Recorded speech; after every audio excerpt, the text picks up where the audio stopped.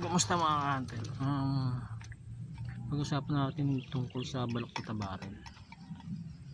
May napanood kasi akong vlog na nagre-repair ng airgun.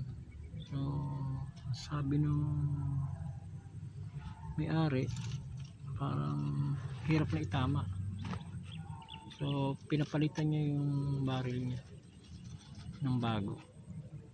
So sinilip nung repairman yung baril, sabi, oh, baluktot tong baril mo. Sabi, oh, sa silip lang, sabi niya, iba raw yung ano ng raya, parang pabaluktot na, payuko o pataas. So, paano ba natin alaman kung talaga bang baluktot yung baril natin? Ang paraan dyan para talaga natin malaman na ang baril natin baluktot, kung yun talaga ang diferensya, may dumang ibon. Dapat natin gawin, batakan natin ng sinulid yung baril. So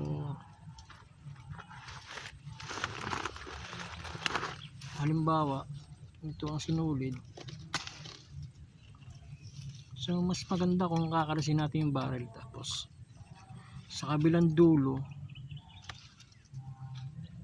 pabatakan natin ng tali yan. So walang kadaya-daya yan.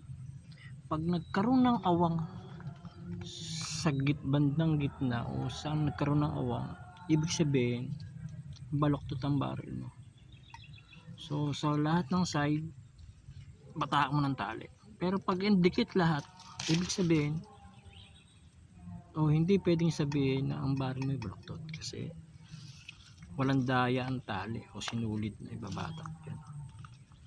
Kasi may iba, baka baluktot na, ibigay na lang sa iyo yung baril, swerte nila. Ngayon, kung ang baril mo naman talaga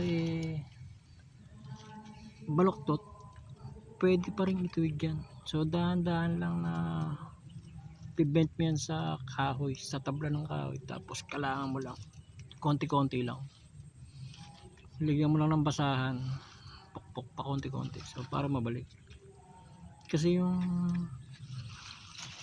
baril ko dati na Amscore, ganun din, kaakit sa puno, napatig yung sakbitan niya, tumama yung baril, baluktot. So ganun lang ginawa ko, batak ng tali, pukpok, batak ng tali, balik, pati naman tama nyo, bumalik. So hindi naman, basta kayang i-direct yan, huwag lang yung grabe. So dahan-dahan lang, konti-konti lang. Yun lang mga hunter. Kung sakaling magpapaayos kayo ng ano nyo, ng baril, kung duda kayo, kahit kayo kaya nyo tignan kung baluktot talaga ang baril.